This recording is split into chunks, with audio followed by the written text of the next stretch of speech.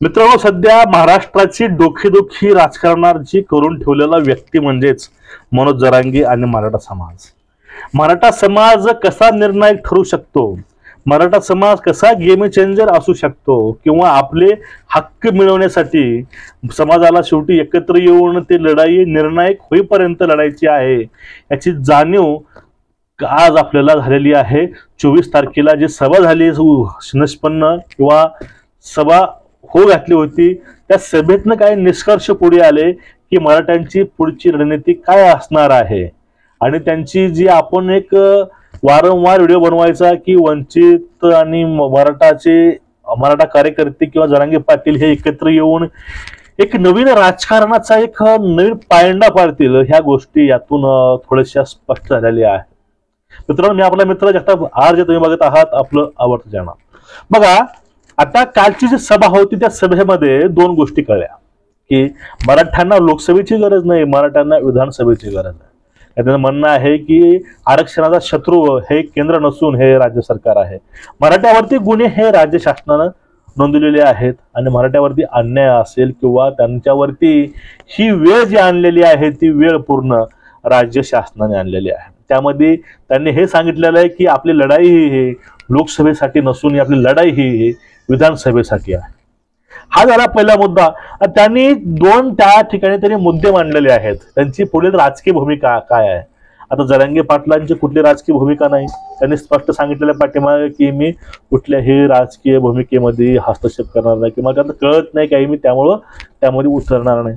पण या ठिकाणी त्यांनी 2 ते 3 त्यांनी पर्याय सुचवलेले आहेत आणि त्यावरतीच हे पुढलं राजकारण होणार आहे. आता पहिला पर्याय समजून घ्या. आपल्याला केंद्रामध्ये जायचं नाही, आपल्याला राज्यात संघ लढायचा आहे, हा मुद्दा आहे. यासाठी त्यांचा एक फॉर्म्युला आहे. आता या लोकसभेला 48 ते 48 उमेदवार तुम्ही उभे करा अपक्ष म्हणून. हा पहिला पर्याय बघून घ्या. महाराष्ट्रामधील 48 मतदारसंघामध्ये 48 उमेदवार उभा करायचे, ते पण अपक्ष म्हणून. प्रत्येक गावामध्ये मिटिंग लावायच्या, गावातले उमेदवार तयार करायचे, असेच पूर्ण मतदारसंघातले उमेदवार तयार करायचे आणि यांची सर्वांची एकत्रित बैठक घेऊन त्यातून एक उमेदवार अपक्ष उभा करायचा आणि त्याला सर्वांनीच मत करायचे. पण तो उमेदवार मराठा असावा असा नाही. तो उमेदवार मुस्लिम चालतो, दलित चालतो किंवा ओबीसी पण चालतो आणि मराठा चालतो. त्याचं कर्तव्यच आहे, तोच उमेदवार इथं उभा राहील. हा पहिला मुद्दा झाला की अपक्ष द्यायचा 48 जागावरती. आणि पुढचा जो प्रश्न होता, त्याचा पुढचा जो पर्याय होता, तो पुढचा पर्याय अतिशय इंटरेस्टिंग आहे.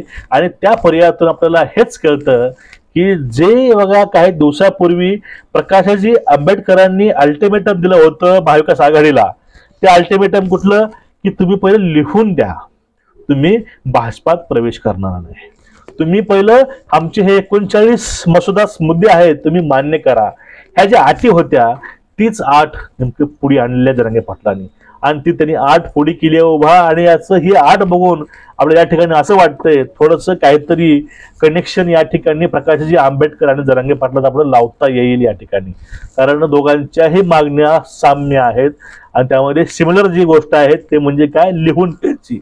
आता लिहून घ्यायचं काय बघा, जो आमच्या मराठा आरक्षण ओबीसीतून आणि त्यानंतर सगळे सोयऱ्याची अंमलबजावणी करेल त्यांनी असं लिहून द्यायचं, त्याच्या पाठीमागे पूर्ण समाज हा सपोर्टसाठी उभा असेल.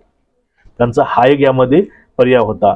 आणि ज्यावेळेस पुढच्या पक्षानं लिहून दिलं की तुमच्या आम्हाला अटी पूर्ण पाडा, आम्ही हे आल्यानंतर असे कामं करू, त्यावेळेस तुम्हाला पूर्णपणे पाठिंबा हा मराठ्यांचा असेल. हा एक म्हणजे सरळ सरळ एक युती झालेली आहे. हा पक्ष राजकीय असेल तो पक्ष राजकीय नसणारा तो पक्ष वंचित असू शकतो. 100पैकी 90% हाच गेस आहे की तो पक्ष हा वंचित असू शकतो.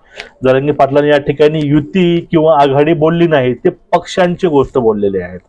आज या ठिकाणी प्रकाशजी आंबेडकर आणि प्रकाशजी आंबेडकर आणि जरांगे पाटील यांची समीकरणं जोडून बघितले, गणित लावून बघितले, गणित हेच समोर येतं की ह्या गोष्टी होऊ शकतात भविष्यामध्ये. आता बघा, त्यांचं एक आव्हान आहे. ते आव्हान असं आहे की मराठ्यांनी लोकसभेला 100% मतदान करायचं. मत न करता कुणीही राहायचं नाही. मतदानाला पहिली प्रायोरिटी द्यायची आणि मत हे सर्वांनी करायचे. कारण काय, जर मते सर्वांनी केले, जर आपण जो उमेदवार उभा केलाय आपल्या हक्काचा, त्याला नक्की त्याचा फायदा होईल, मताचं विभाजन टाळता येईल. त्यामुळे त्यांनी सांगितलं की गावोगावामध्ये, वाड्यावरती, वस्तीवरती मतदान हे 100% झालं पाहिजे, कारण याचा कुठलाही फटका आपल्या उमेदवाराला बसता कामा नये. आणि यामध्ये एक वारंवार गोष्ट येते, ती गोष्ट म्हणजे गावाकडे चला. त्यांनी आपल्या भाषणामध्ये प्रत्येक वेळेस तेच वाक्य गाजर आलंय, गावाकडे चला, गावात सभा घ्या, गावात सभा लावा, गावात तुम्ही ठरवा. आणि एक महत्वाची गोष्ट आहे की 30 मार्च पर्यंत तुमचं जे काही नियोजन आहे तुम्ही आमच्यापर्यंत द्या, उमेदवार असतील हे असेल. आता सर्वांना प्रश्न या ठिकाणी पडतो की एवढा मोठा लढा आहे, 288 तुम्हाला जागा लढवायची असतील विधानसभेच्या, तर आपल्याकडे पक्ष प्राबल्य, पैसा आणि फक्त मराठा जातीवरती ह्या निवडणूक लढवता शक्य नाही. त्यामुळे या ठिकाणी अजून एक गोष्ट त्यांनी बोलले होते की या ठिकाणी आमच्या सोबत 4 समाज आहेत, दलित, मुस्लिम आणि ओबीसी. दलित, मुस्लिम, ओबीसी आणि धनगर हे आमच्या सोबत आहेत, हे पाटलांचं वाक्य. आणि त्यामध्ये वारंवार पाटलांनी बोलले की बाबा आमच्या सोबत हे आहेतच, पण या ठिकाणी निवडणूक फक्त एक मराठा उमेदवाराला द्यायचं नाही जागा, ते जागा ही मराठ्यांना भेटेल, ओबीसीला भेटेल किंवा एससीला भेटेल किंवा धनगराला भेटेल, पण त्या ठिकाणी उमेदवार हा आपलाच पाहिजे. म्हणजे ह्या गोष्टी बघा अपक्ष उभा करून होणार नाहीत, यासाठी काहीतरी राजकीय जो पक्ष असतो तो त्याचा राजकीय सपोर्ट हा घ्यावाच लागतो. कारण बघा सर्व लोक एक नेतृत्वाच्या पाठीमागे उभा आहेत पाटलांच्या, पण हेच राजकीय पॉवर तर उभा करायचं असेल तर ह्या राजकीय पॉवरसाठी एक राजकीय पक्ष असायला पाहिजे. आणि तो पक्ष असा असायला पाहिजे त्या दोघांचे विचार हे एकमेकाला जोडले पाहिजे, पाटलांचे आणि त्या पक्षांचे. मराठ्यांची मागणी त्या पक्षानं मान्य करावी लागते, जर पक्ष निष्कलंक पाहिजे. ह्या सर्व गोष्टी आहेत. यातून एकच गोष्ट कळते की सध्या प्रस्थापित आणि विस्थापित जे आहेत म्हणजे आपल्या सत्ताधारी आणि विरोधक यामधील या 288 मध्ये कोणीच नसणार आहेत. कारण उघड गोष्ट आहे, कारण यावेळेस भाजपनं ही मदत केली नाही आरक्षणाकरता आणि जे ऑपोजिशनला आहेत त्यांनी ही मदत केली नाही. वारंवार 2 व्यक्ती पाठीमागे उभा राहायचे, बच्चू कडू आणि प्रकाशजी आंबेडकर, आणि त्या दोघांमधूनही जास्त नाव हे आंबेडकरांचं वारंवार घेतलं जातं. कारण आंबेडकरांनी त्यांच्या काळजी म्हणून किंवा त्यांना सावध करायचा, त्यांच्यावरती प्रत्येक वेळेस त्यांना सावध करायचा किंवा गायडन्स करायचा प्रयत्न हा वारंवार केलेला आहे. ते ओबीसीच्या बैठकीला गेलेले असताना सुद्धा त्यांनी कधीच मराठ्याविषयी की जरांगे पाटलाविषयी कधीच कुठलाही अपशब्द गोष्ट बोलायच्या टाळल्या, पूर्णपणे त्या गोष्टी त्यांनी कधीच केल्या नाहीत. आणि त्यांनी वारंवार हे सांगतात की पाटलांना जर आपली राजकीय महत्वाकांक्षेशिवाय ते आपल्या मागण्या पूर्ण करू शकत नाहीत. जोपर्यंत आपण आपले लोक बसवत नाहीत तोपर्यंत आपल्या मागण्या पूर्ण होत नाहीत. त्यामुळं राजकारणामध्ये येण्याची गरज ही गरीब मराठ्यांना आहे, हे त्यांचं वाक्य. आणि यावरच पाटील म्हणतात की लोकसभेमध्ये खासदाराला कुणी खात नाही. समजून घ्या आपले महाराष्ट्रामधील 48 खासदार आहेत, त्यातील समजून घ्या मराठ्यांची 20 खासदार आले, तर 20 खासदारांना काय होऊ शकणार सांगा बरं तुम्ही, काय होणार नाही. जर या ठिकाणी जर 288 पैकी 204, 5, 10 जर आमदार असतील आणि सत्ता पूर्ण वन वे असेल, त्यावेळेस तुम्ही विधानसभेमध्ये तुम्ही कुठलेही निर्णय आपले नक्कीच अंमलामध्ये आणू शकता, यामध्ये काही शंका नाही. जे राज्य पातळीवरती निर्णय घ्यायला हवे, तर जे गोष्टी राज्य शासन घेऊ शकतं निर्णय, तर तुम्ही निर्णय 100% घेऊ शकता.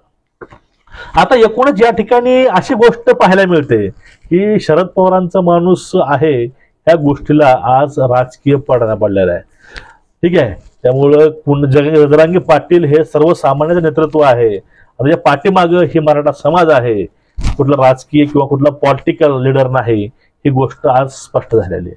पण येणाऱ्या काळामध्ये वंचित सोबत कशा प्रकारे युती मराठा समाज किंवा पाटील करतील ही एक गोष्ट आपल्याला वेळ सांगेल. आणि लोकसभेला नेमकं रणनीती काय आहे ते 30 तारखेच्या आधी आपल्या समोर येऊनच जाईल की उमेदवार कुठले जाहीर करणार आहेत, कुठले उमेदवार राहतील, ह्या गोष्टी 30 तारखेला स्पष्ट होतील. तुमचं एकूण याविषयी मत काय आहे, तुम्हाला नेमकं वाटते काय या विषयावरती नक्कीच कमेंट करून सांगा. आणि तुमचे मत नोंदवत चला. चॅनलला सबस्क्राईब करा आणि आपल्या चळवळीला साथ द्या. सबस्क्राईबला कुठलेही पैसे लागत नाहीत, फक्त माझं त्यातनं मोटिवेशन होतं आणि एक स्फूर्ती येते तुमच्या समोर असेच विचार घेऊन यायचे. व्हिडिओ जास्त शेअर करा, चॅनलला सबस्क्राईब करा आणि आपली कमेंट नक्कीच